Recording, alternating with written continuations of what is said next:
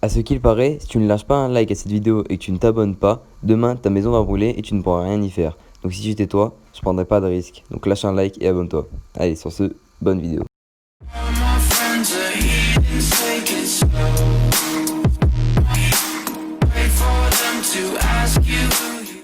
Salut mon Saiyajin, aujourd'hui on va répondre à la question que se sont déjà posées les fans de Dragon Ball. Qui est le plus fort entre le Super Saiyan Blue et le Super Saiyan 4? Car il est temps de mettre un terme à ce débat de façon nette et précise. Mais avant de commencer la vidéo, je vais vous expliquer qu'est-ce que c'est le SSJ 4 et le SSJ Blue pour vous mettre dans le contexte. Donc le SSJ 4 est une transformation exclusive à l'univers de Dragon Ball GT et cette transformation arrive dans l'épisode 35 de l'anime. Cette transformation est donc un retour aux sources, un renouement entre la forme basique d'un Saiyajin et sa forme en Ozaru. Pour qu'un Saiyan puisse débloquer le Super Saiyan 4, il faut déjà qu'il ait le niveau d'un Super Saiyan 1 et que quand en fait il se transforme en Ozaru doré, il faut qu'il retrouve sa conscience et son calme. Et de là il n'aura pas à redevenir en Ozaru doré pour se transformer en Super Saiyan 4. Ensuite, on a la transformation SSJ Blue qui est donc supérieure au SSJ God. On voit la première fois cette transformation dans le film Résurrection de F. Sangoku et Vegeta ont débloqué cette transformation en s'entraînant dur avec Whis sur la planète de Beerus. Cette transformation est actuellement le stade ultime d'un Saiyajin, celui qui a atteint le niveau d'un dieu. Sans plus attendre, on va commencer avec le premier critère, le design. Donc le Super Saiyan Blue engrange les mêmes caractéristiques que le Super Saiyan 1, ce qui veut dire cheveux hérissés, suivi d'un changement de couleur. Sous cette forme, l'aura du Saiyajin est chargée d'un bleu d'électricité.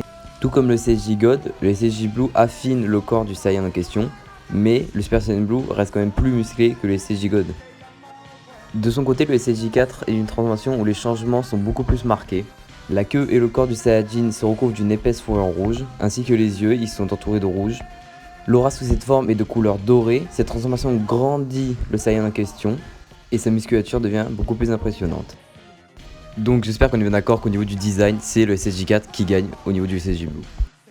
Attends, regarde-moi cette fourrure, ce charisme, ce regard, regarde comment ça pue le charisme.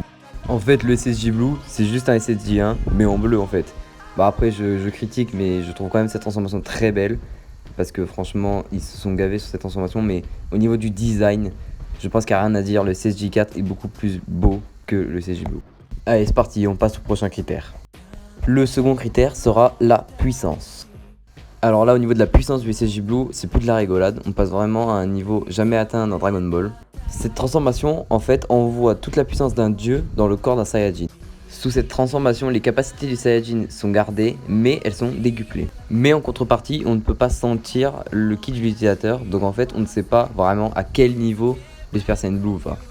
Cette transformation a permis de combattre des ennemis très puissants tels que Goku Black, Hit, Zamasu ou alors Beerus. Cette transformation a un gros potentiel mais elle dépense beaucoup trop d'énergie pour la contenir. Le CJ4 lui utilise beaucoup moins de ki que le CJ3 donc l'utilisateur peut rester beaucoup plus longtemps sous cette forme. Puissance, vitesse, etc. font du CJ4 la forme basique la plus puissante. Bien sûr quand je parle de Saiyajin je ne parle pas de Super Saiyan Blue et Super Saiyan God qui sont des stades à part. Dans ce cas là je parle plutôt de CJ1, CJ2 et CJ3. Il ne faut pas oublier que sous cette forme, le Saiyan peut utiliser des techniques inédites comme le Kamehameha x10 ou alors le Big Bang Kamehameha. A ce qu'il paraît, le Saiyan sous cette forme perçoit mieux les mouvements et le monde qui l'entoure, et par la même occasion, plus résistant. Alors malgré tous les points positifs qu'a le Super Saiyan Blue, le point revient au SSJ Blue, car ici, nos héros ont atteint un niveau divin.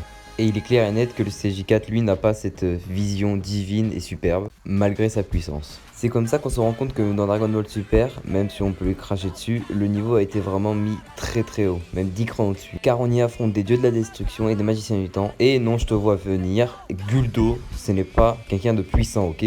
Donc le point va clairement au SSJ Blue, ce qui nous fait donc un partout. Voyons voir si au prochain critère, une de ces deux transformations arrive à prendre l'avantage. Et le dernier critère est l'importance dans l'univers Dragon Ball. Pour moi, le SSJ4 est très important car il permet de revenir à la base du manga de ce que c'est en fait être un Saiyajin et d'être un Ozaru. On peut reprocher tout ce qu'on veut à GT, mais cette transformation est l'une des plus belles de Dragon Ball.